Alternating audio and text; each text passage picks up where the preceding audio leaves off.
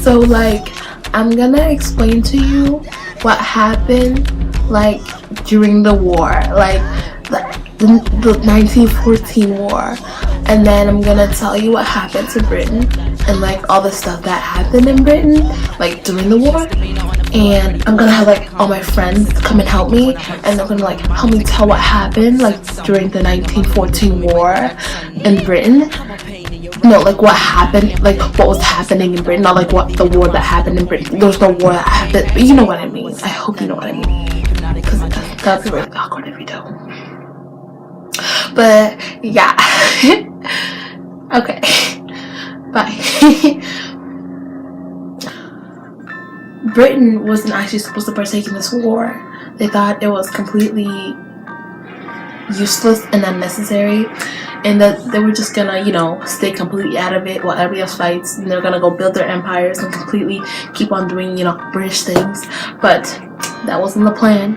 That wasn't gonna happen, because the British and Belgium treaty came into play, and now they had to go help Belgium fight. So now they're in the war. They really thought they were gonna get away, didn't they? Oh, Britain. Britain soon realized that their army and their navy was too small to fight for the war. So they're like, okay, we can't take on these big powerhouses, empires, you know what I mean, with this tiny navy. So they asked for volunteers from all the colonies, and they were like, oh, Canada can help us, you know, because we need you right now. During this war, let me tell you, children, let Auntie Waysa tell you. During this war, Britain almost experienced inflation. Now, during this war, they recognized that this was costing a lot of money to supply for these weapons, for the food, for the new armies and the new resources, and they were running out of money. And Britain, knowing Britain, they are the greatest. They couldn't go poor. They couldn't go asking for money. That's just not Britain-like. So here's what they did. They decided to print more money out. That's a problem. That can create a large problem.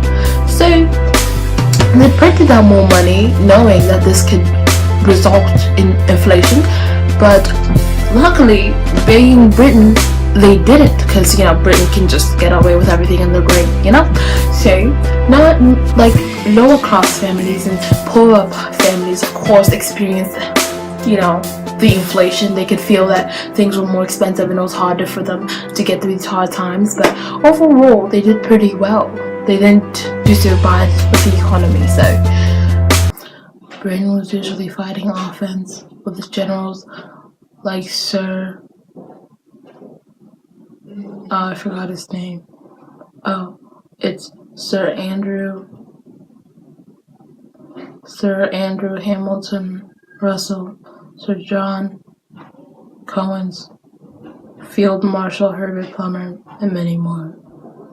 But generals were not allowed to fight on the field. Yeah. The thing was that through Britain copying Germany on the trenches, this immobilized the war. It made it go slower.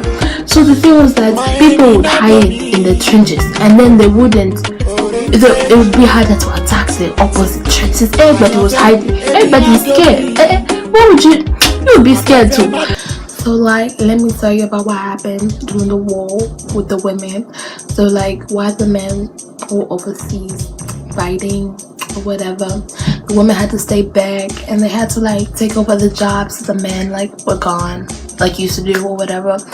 And so what ended up happening was that the women did better, of course, and they were like getting stuff done a lot faster, and the weapons were being built, and everything was just going a lot faster.